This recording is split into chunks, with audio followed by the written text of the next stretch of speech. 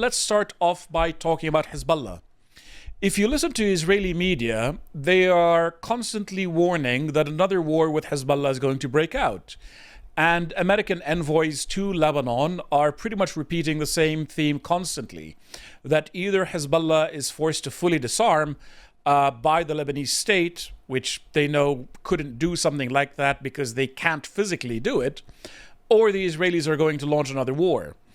Now, this is a bit misleading, shall we say, because we've reached a very strange position where the Israelis need Hezbollah to be in Lebanon, but they don't need it to be too strong.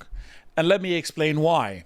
I wrote about it here on my own blog, Realpolitik, and explained the following points. Right now, because of the new configuration of Syria, because Syria is run essentially by the successors of Al-Qaeda in alliance with Turkey, the last thing that the Israelis need is for these groups in Syria to become so strong as to take over Lebanon and play the game that was used by the Assad regime in Syria, which is using Lebanon as a pressure point against Israel in order to cause trouble for the Israelis and keep pressure on them over the Golan Heights. And this is especially the case given that Israel has pretty much expanded its presence in Syria significantly. So you see the dark blue line here, which is the demarcation line from the 1973 war. And you see this extended area in blue that really threatens Damascus directly. This is the city of Damascus here. And now the Syrians are finding that they have a big problem with the Israelis because the Israelis won't withdraw just to the pre-fall of Assad border, let alone withdraw all the way out of the Golan Heights, which, as Trump told us, the Americans now recognize as part of Israel because Miriam Adelson and her husband, late husband Sheldon, paid him a lot of money in order to recognize it.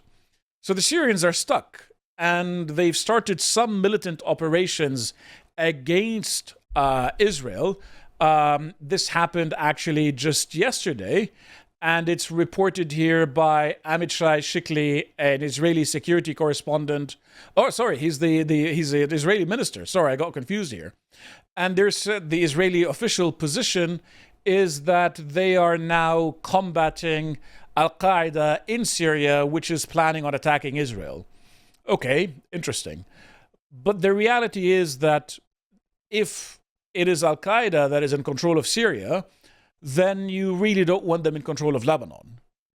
And if Hezbollah is there in Lebanon, then that kind of makes sure that the Sunni influence in Syria doesn't extend into Lebanon and that Turkey doesn't end up being on the Israeli border.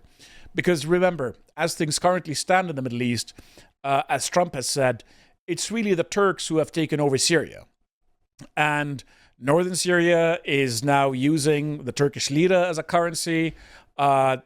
Turkey is Syria's main economic lung, the main source of any kind of goods in Syria. Ideologically, the groups that are in control of Syria are fully aligned with Turkey and with Erdogan and his pan-Islamist project. So the Israelis find themselves in this very, very strange position where Hezbollah is a threat because it's an ally of Iran, and Syria is a threat because it's an ally of Turkey. And the best thing that can happen for the Israelis is more or less chaos in the region and keeping different parts of Syria and Lebanon under the control of different powers and different entities. Because the alternative would be, essentially, Turkey consolidating over both Syria and Lebanon and becoming a major threat to Israeli security. That's the real problem that they're facing. So they're making all of this noise constantly about wanting to attack Hezbollah again. Why? Because Hezbollah acts as a deterrent, in a sense, a much weakened deterrent because of all of the casualties that it took during the last fight with Israel. But it still has the ability to hurt Israel to some extent if the Israelis attack Iran again. And the big fear of the Israelis is that Iran would get a nuclear weapon. And if it got a nuclear weapon, then the Israelis cannot attack Iran because there would be nuclear deterrence in operation, and then the Iranians would be free to arm Hezbollah or the Iraqis or the Houthis as much as they want. So we see this weird situation now where the Israelis hate Hezbollah but also need it. And this is a security dilemma that they're facing, meaning that they will probably attack Hezbollah again, as they've been threatening to do, as American envoys, essentially speaking on behalf of Israel, have been telling Lebanese officials endless times that an Israeli attack is happening unless they force Hezbollah to disarm. But they don't want to actually destroy Hezbollah anymore. They need it to be in a weakened state, existing there as a kind of Baba Yaga, as a kind of ghoul, scary entity that allows the Israelis to keep pressure on Lebanon through sanctions, through regular military strikes, through attacks, etc. Keeps Lebanon from functioning, although Lebanon is dysfunctional by its own very nature. It doesn't really need Israel for that. Keeps the Syrians from consolidating. This is why they're backing the Druze in Syria. This is why they're backing the Kurds. Let's have a look at the map and see what we're talking about. This is why they are backing the Druze in this part of Syria here, in the south near the border with Jordan and not far from the border with Israel. This is why the Americans are backing the Kurds here in order to basically keep Syria divided. This is the territory that has the best agriculture and most of the oil. So if the Kurds control it, the Syrians don't have enough money to rebuild. And so what the Israelis are trying to do is to sort of maintain a state of chaos and to prevent the Turks from actually consolidating and capitalizing on the fact that Damascus is ruled by their ideological ally. So this is the state of play here in Lebanon, briefly. Which brings us to Iran. Again, the reason that the Israelis have a problem with Hezbollah is because its ideology dictates that there be war with Israel at some point in the future.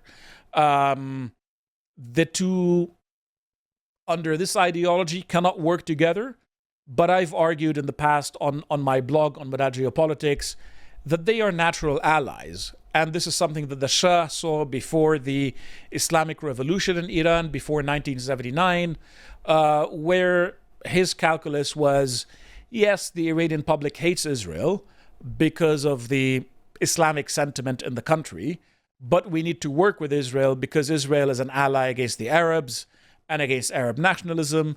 Arab nationalism would mean that Ahvaz, the province in the south of Iran, which is incredibly oil-rich, this part of the country here, where you have places like the Abadan refinery and a bunch of oil fields, and which lead to a small island called Kharig, from which Iran exports its oil.